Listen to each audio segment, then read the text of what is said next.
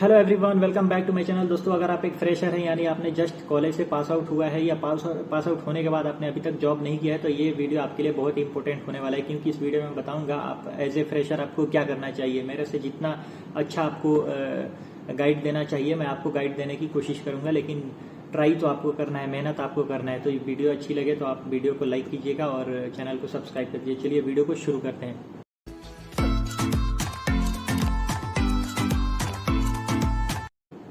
तो दोस्तों, अगर आप एक फ्रेशर हैं और आप अभी तक जॉब नहीं कर रहे हैं तो आप इस वीडियो को ध्यान से देखिए, क्योंकि मैं बहुत ही इंपॉर्टेंट बातें बताने वाला हूं। आपने मैकेनिकल से बीटेक किया है, डिप्लोमा किया है या बीई किया है, इसके अलावा आपने सिविल से अगर इंजीनियरिंग किया है या आपने इलेक्ट्रॉनिक्स से किया है, किसी भी सब्जेक्ट में, या जस्ट आपने ग्रेजुएशन किया है, तो आपको क्या करना है। सबसे पहले अगर आप एक फ्रेशर हैं तो बहुत ही चैलेंज होता है कि हम जो भी फ्रेशर होते हैं उनको जॉब मिलना बहुत मुश्किल होता है स्टार्टिंग में।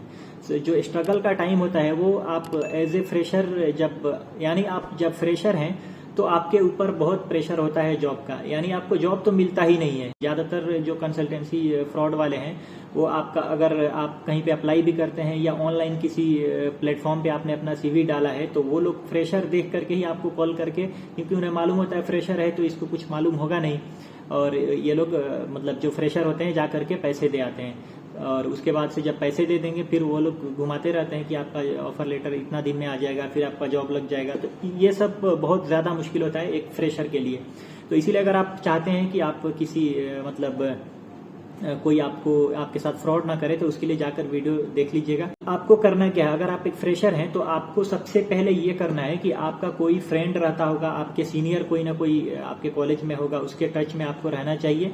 और नहीं तो आपके कोई दोस्त है वो कहीं पे जॉब कर रहा है, उससे रेफरेंस के थ्रू कहीं पे जॉब पकड़िए। नहीं तो बहुत सारे सब कॉन्ट्रैक्टर या कॉन्ट्रैक्टर लोग, छोटे मोटे जो कंपनी वाले होते हैं, वो उनमें वैकेंसीज आती हैं, वो लोग डायरेक्ट काम दिलवा देते हैं।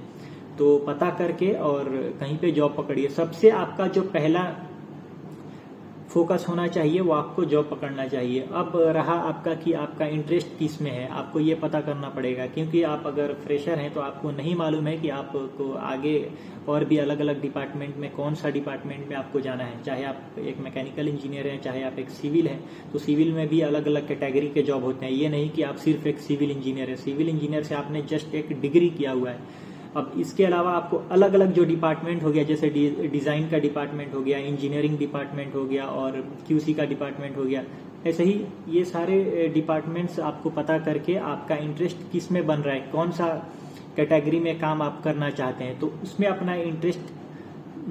अपना इंटरेस्ट लाइए और उसके बाद आप उसमें अपना फोकस कीजिए। और उस जिसमें भी आप जाना चाहते हैं उसके लिए जो भी रिक्वायर्ड कोर्स वगैरह एडिशनल कुछ कोर्स करना पड़े वो कर लीजिए, वो आपके पास सर्टिफिकेट हो जाएगा। तो ड्यूरिंग जॉब आप पता करते रहिए ऑनलाइन, या आपका कोई दोस्त किसी दूसरे कंपनी में है वहां पे पता कीजिए कोई वैकेंसी है क्या।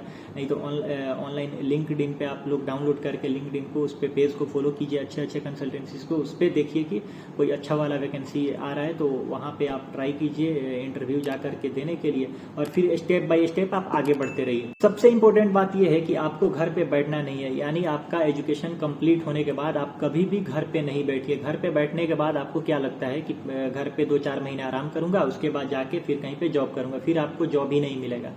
इसीलिए आप कॉलेज पास आउट होने के बाद घर पे जा करके बैठना नहीं है। आप जॉब को सर्च करने में अपना टाइम को वेस्ट कीजिए, अपना टाइम को इन्वेस्ट कीजिए जॉब को सर्च करने में। जब आपको कहीं पे जॉब लग जाएगा आप टेंशन फ्री हो जाएंगे, और स्टार्टिंग में आपको सैलरी भी नहीं देखना है कि मुझे 10,000 मिल रहा है या 12,000 मिल रहा है, क्योंकि अभी आपके पास थ्योरेटिकल नॉलेज के अलावा कुछ भी नहीं है। जो कंपनी आपको 10-15 हजार भी दे रहा है, समझिए कि कम से कम वो आपको खाने का तो दे रहा है और 10,000 रुपया तो दे रहा है। तो ये आपको सोचना है। जब आपके पास कुछ एक्सपीरियंस हो जाएगा, आप किसी लायक हो जाएंगे, उसके बाद आप कहीं पे भी ट्राई कीजिए, फिर अपना डिमांड रखिए कि मुझे 20,000 चाहिए, 30,000 चाहिए, 50,000 चाहिए।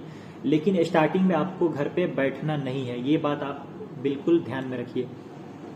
तो आपको यही करना है कि आप किसी न किसी रेफरेंस के थ्रू या कहीं पे कंसल्टेंसी के थ्रू फ्रॉड से बचने की कोशिश करना है, क्योंकि आप नया हैं तो आपको बहुत सारे फ्रॉड कॉल वगैरह आएंगे, क्योंकि जो फ्रेशर लोग हैं उन्हें आइडिया नहीं होता है, वो पैसे दे देते हैं जॉब के चक्कर में। जब आप एक्सपीरियंस वाले हो जाएंगे आपको धीरे धीरे नॉलेज होते जाएगा।